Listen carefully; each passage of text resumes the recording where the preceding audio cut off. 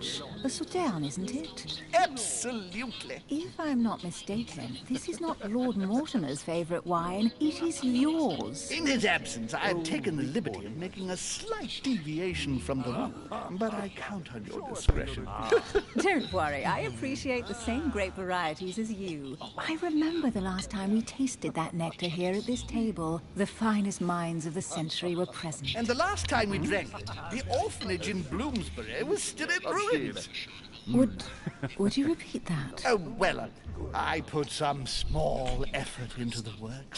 The orphanage reopened just before Christmas. The bedrooms, washrooms, and the classrooms had all been refurbished. I don't know what to say. You have given the girls a wonderful Christmas gift. Thank you. I made a promise. Now it is done.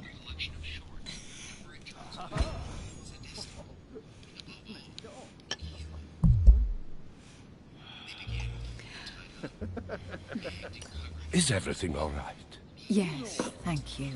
I had a moment of absence, but here I am again.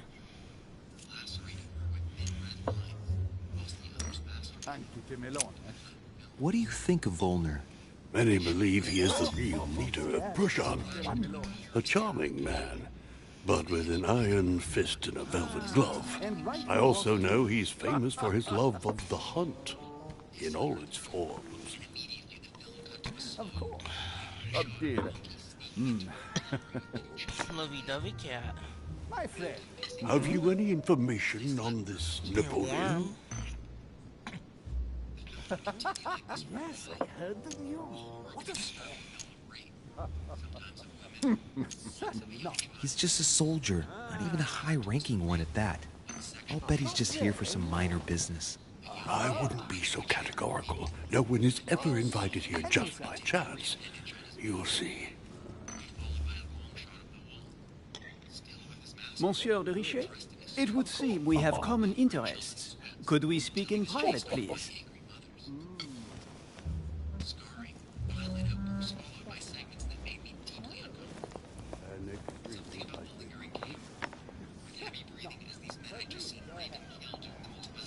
Lord Mortimer and the Golden Order, through your mother, have concluded a financial agreement. Stay composed, Louis. I'm listening. An agreement for cannons. Lord Mortimer assured me that you are to take over the project on behalf of your mother. You must know that I am deeply sorry about their disappearance, but I must validate the deal urgently if I want to be able to organize things properly. I haven't seen Lord Mortimer yet. I'm afraid I'll be unable to answer your questions. He assured me that you could replace your mother during her absence. I appreciate his confidence, but still, this is a bit hasty. But please continue. Of course, but I need to know if I can count you among my allies. Well, of course. And for that, I have a little question for you. The agreement stipulates an aid of 50,000 louis d'or for 200 cannon.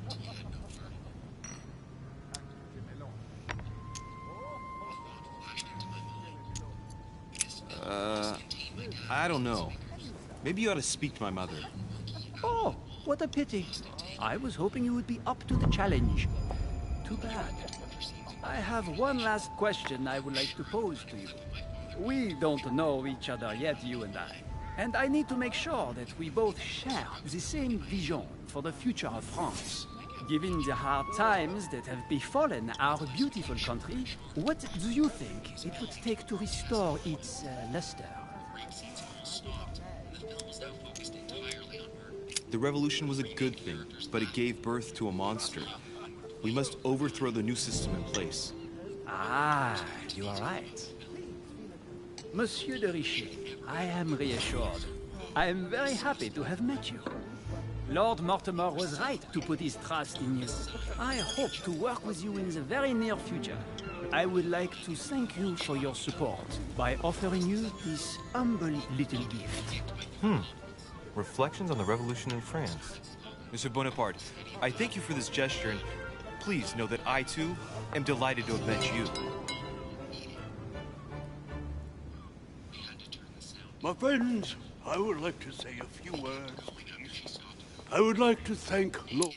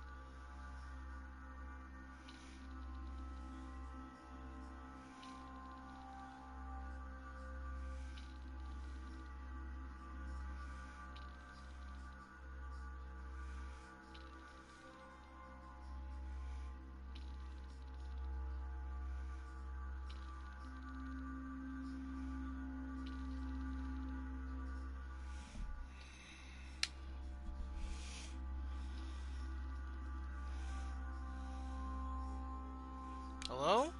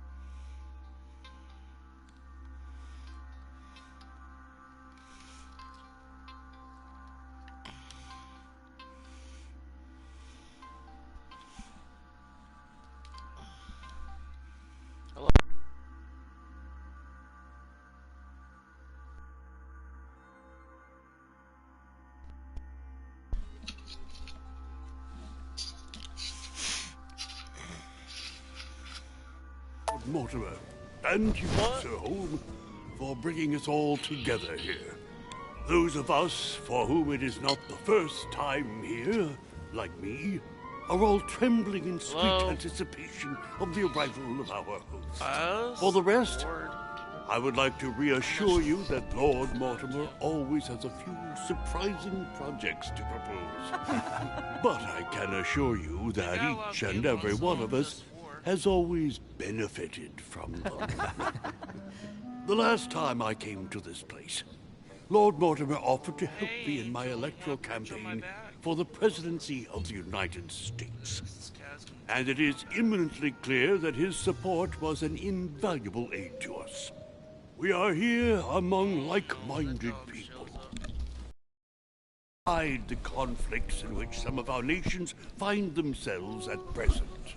So I raise my glass in honor of you all, my new and old friends. I trust you shall not be disappointed, Mr. Washington. Right, we shall meet again tomorrow. All the guests will be present, as well as Lord Mortimer, I hope. Until then, I trust you will find plenty to keep you amused.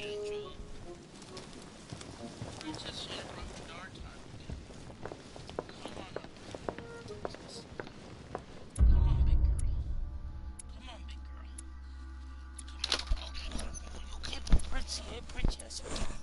Come on, you can do it. You've been able to do it before. Have you put on pounds or something? You've been able to... Now just gonna jump up on my back. Like the cat. That's not you're not entitled to that perching place, cat, dog. God. Oh. You mutt. Oh. Fleabag. I'll give you a hug. I want to hug you. Ew, she bit and she bit and he licked me at the same time. And then she goes to another place. So, Angel, you're free to get your perch back. Have you ever been drooled on by a dog before?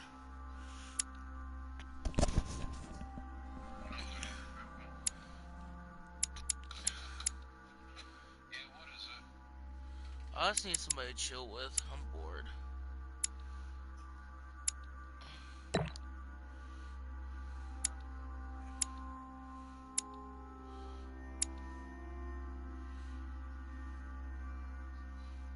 Let's see here.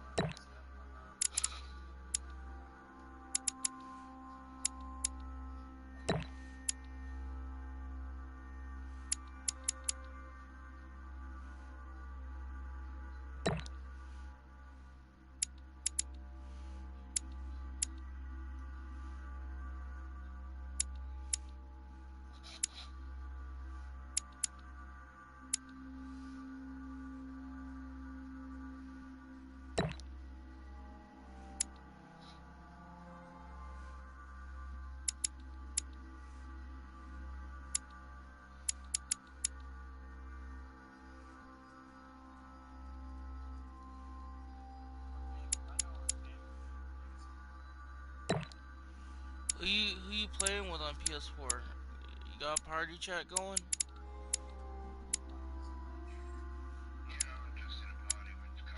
Can you invite me? What's okay?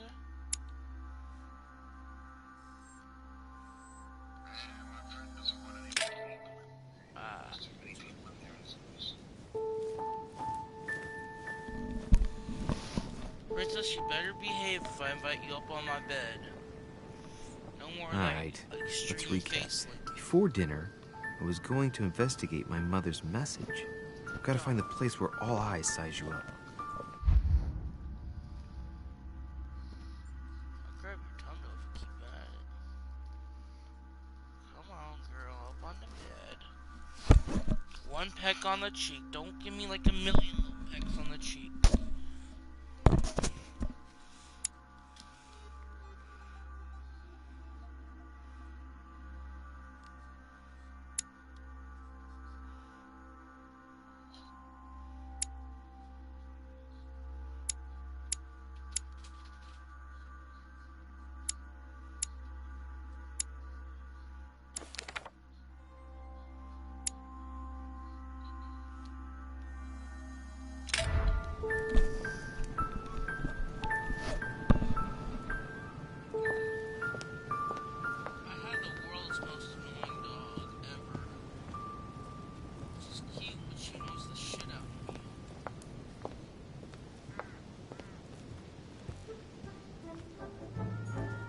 Well, Your Eminence, do you still have any room left? Ah, my son, the sin of gluttony is the most difficult of all in my eyes. Nevertheless, what a charming moment we have had together. I'm delighted I was able to talk to Mr. von Wollner. We hadn't spoken to each other for an eternity. Yes. I noticed that Your Eminence knew a fair number of people at the table. The benefit of age, my son. This isn't my first invitation to Lord Mortimer's. You will see, it's the perfect place to make new friends. Indeed, I noticed that you and Mr. Bonaparte had already begun.